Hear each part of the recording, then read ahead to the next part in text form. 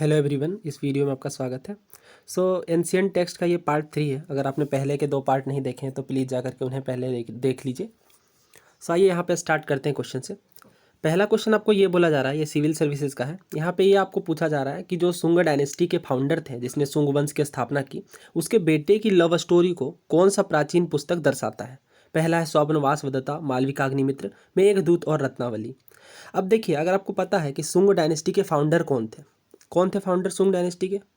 Pushyamitra Shunga, right. या कहीं कहीं पुष्यभूति भी लिखा मिलता है। अब पुष्यमित्र शुंग के बेटे कौन थे? अग्निमित्र शुंग। अगर मान लीजिए आपको नहीं भी पता है, अगर आपको सिर्फ इनके बेटे का नाम पता है कि हाँ पुष्यमित्र शुंग के बेटे अग्निमित्र शुंग थे, तो यहाँ से आप आंसर निकाल ले जाते हैं, अग्निमित्र। वैसे लास्ट लेक्चर में हमने डिटेल में बात की थी कि किस तरह से अग्निमित्र, जो कि राजा थे शुंग डायनेस्टी के, और उनके और मालविका की लव स्टोरी को दिखाती है ये बुक। इसलिए मालविका प्लस अग्निमित्र हो गया, मालविका अग्निमित्र, राइट। अब देखिए, ये सिविल सर्विसेज का जो क्वेश्चन है, जो कि 2016 में पूछा गया था, ये सीएपीएफ के क्वेश्चन से इंस्पायर्ड लगता है। ये सीएपीएफ में 2009 में आया था, पुराना क्वेश्चन है। पढ़ लीजिए क्वेश्चन को। मालविकाग्निमित्र बुक का जो हीरो है अग्निमित्र, वो किस वंश से संबंध रखता है? तो ये मैंने आपको क्या बताया, अग्निमित्र शुंग इसका पूरा नाम था, तो इसका आंसर क्या बन गया? शुंगा डायनेस्टी। अब अग्निमित्र शुंग किसका बेटा था? पुष्यमित्र शुंग का। अच्छा, अब आप ये बताइए कि जो पुष्यमित्र शुंग है, ये किस वंश के अंतिम राजा को मार करके गद्दी पर बैठे थे, राइट। ये अच्छा क्वेश्चन होगा। नेक्स्ट क्वेश्चन करिए। मिलिंद पन्हो, जो कि डायलॉग है किंग मिनेंडर और बुद्धिस्ट मोंग के बीच, किस बुद्धिस्ट मोंग के बीच है ये? तो देखिए, बहुत ही इंपॉर्टेंट क्वेश्चन है, बार बार पूछा जाता है, इसे आप ध्यान से समझ लीजिए। ऐसे ये केबीसी में भी काफ़ी बड़ी रकम में ये पूछा गया है। इसकी बात लास्ट लेक्चर में की थी, बट फिर से क्विकली रिकैप कर लेते हैं। देखिए, संगम पीरियड की बात की जाती है। संगम पीरियड में 3 असेंबलीज हुई और आपके जो तमिल लैंग्वेज है उसे फ्लरिश किया गया।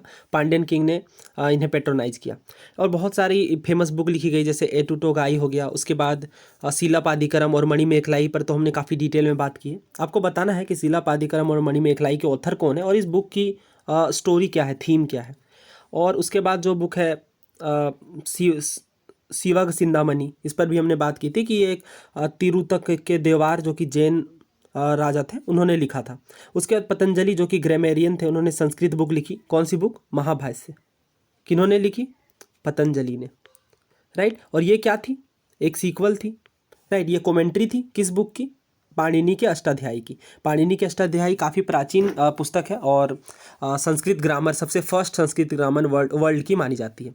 उसके बाद बुद्धिस्ट बुक की हमने जब बात की थी, तो असंग सबसे पहले नाम आता है अशोघोष का। अशोघोष ने बुद्धचरित, सौंदर्य नंदन, ये 2 फेमस एपिक्स लिखी।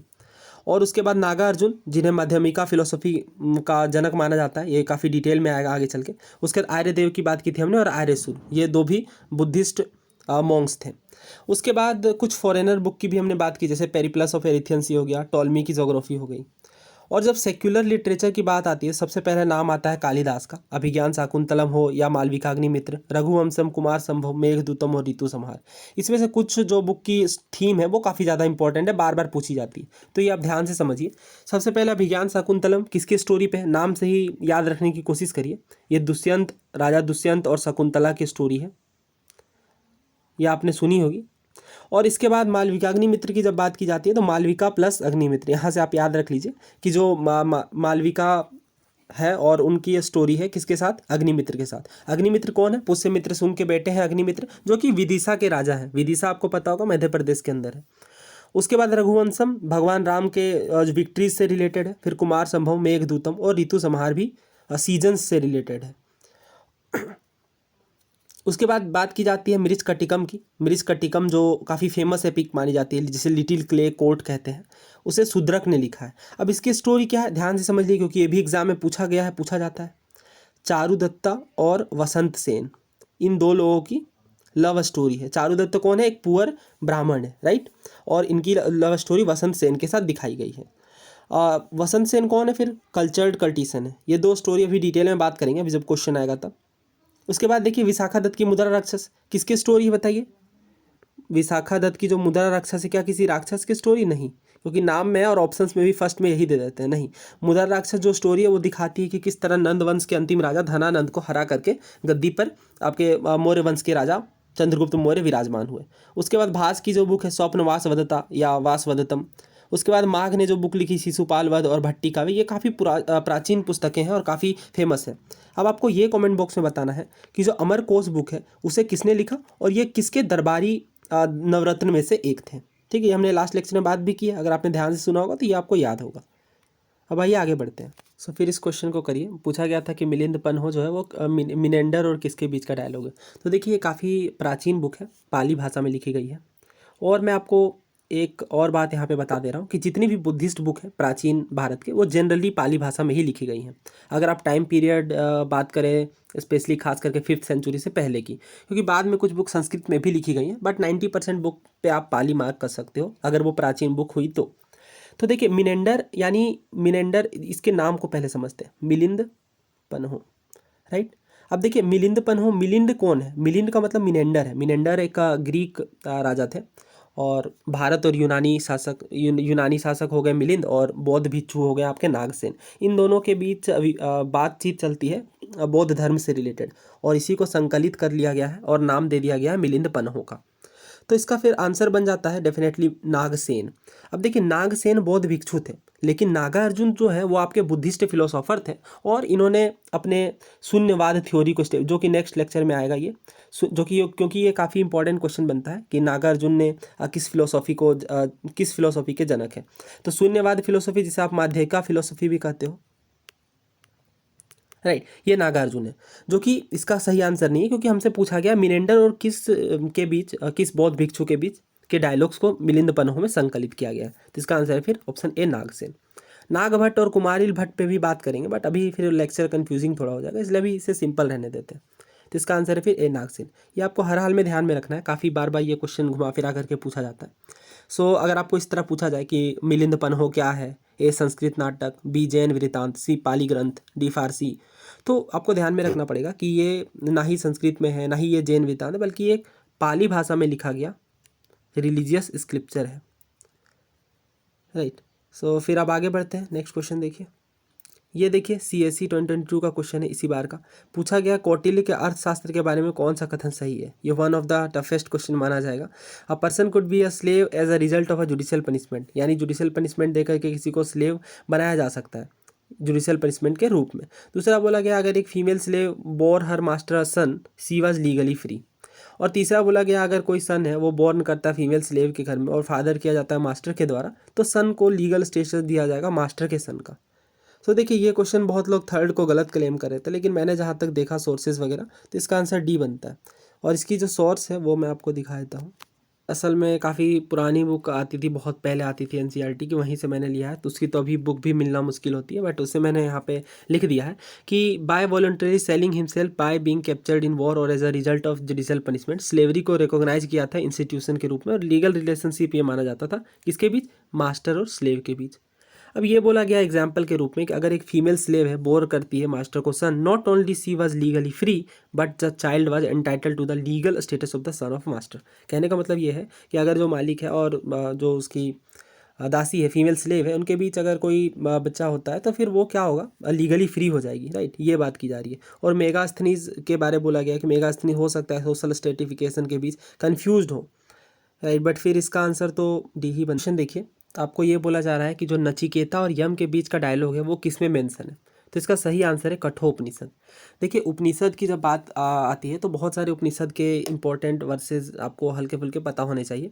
जैसे कठोपनिषद में बात की जा रही है नचिकेता और यम के बीच की डायलॉग की। तो असल में इसकी स्टोरी है थोड़ी सी, अगर आप इसे समझ लेंगे तो अच्छा होगा। इसमें यही बात की जाती है मेनली, जो यम है उनसे सवाल किया जाता है नचिकेता के द्वारा कि जीवन क्या है, मृत्यु क्या है, इन सब सवालों पर बात की जाती है, काफ़ी डिटेल में डिस्कशन होता है उसके बाद, राइट। तो ये है कठोपनिषद। उसके बाद मैं आपको अदर कुछ बता दे रहा हूँ, जैसे सत्यमेव जयते, बताइए किस उपनिषद से लिया गया है। काफ़ी हमारा राष्ट्रीय वाक्य है ये सत्यमेव जयते। ये लिया गया मुंडकोपनिषद से।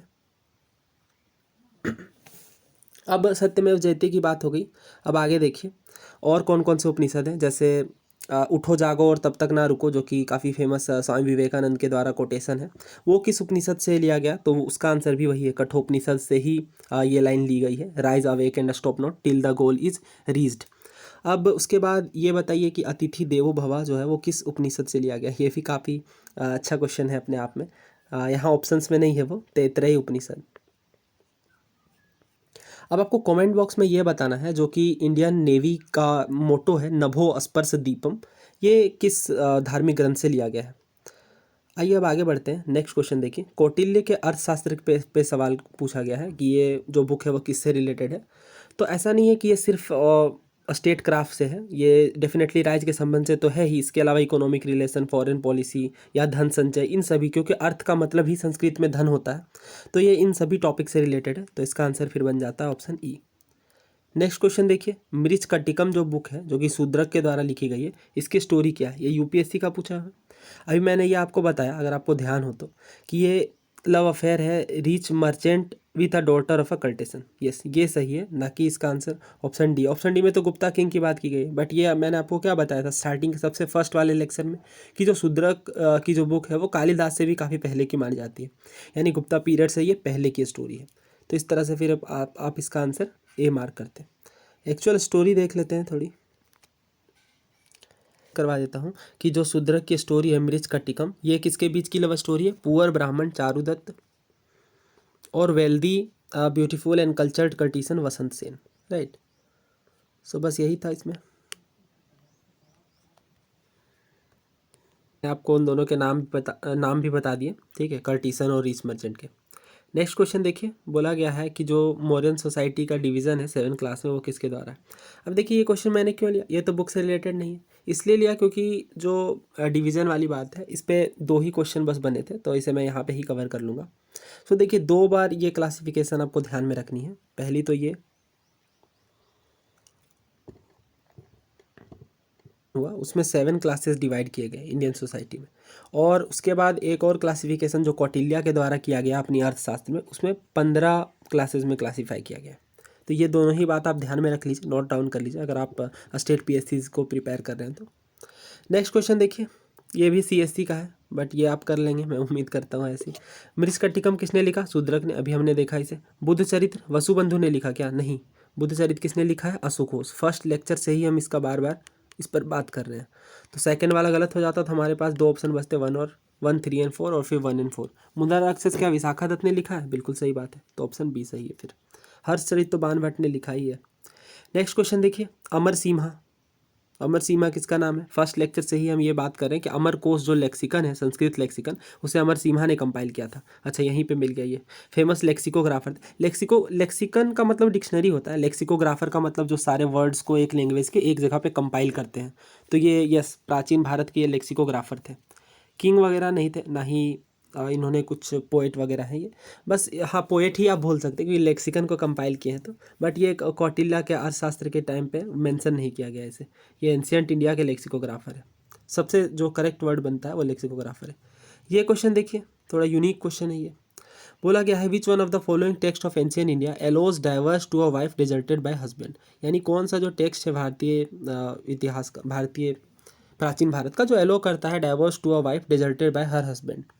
सो फिर इसका आंसर देखिए अर्थशास्त्र है, ठीक है। अर्थशास्त्र की जो बुक है वो सिर्फ एक टॉपिक पे अपना संबंध नहीं रखती है, बहुत सारी विभिन्न बातों पर बात करती है, जैसे स्टेट क्राफ्ट पर, उसके फैमिली वगैरह पर भी बात की जाती है।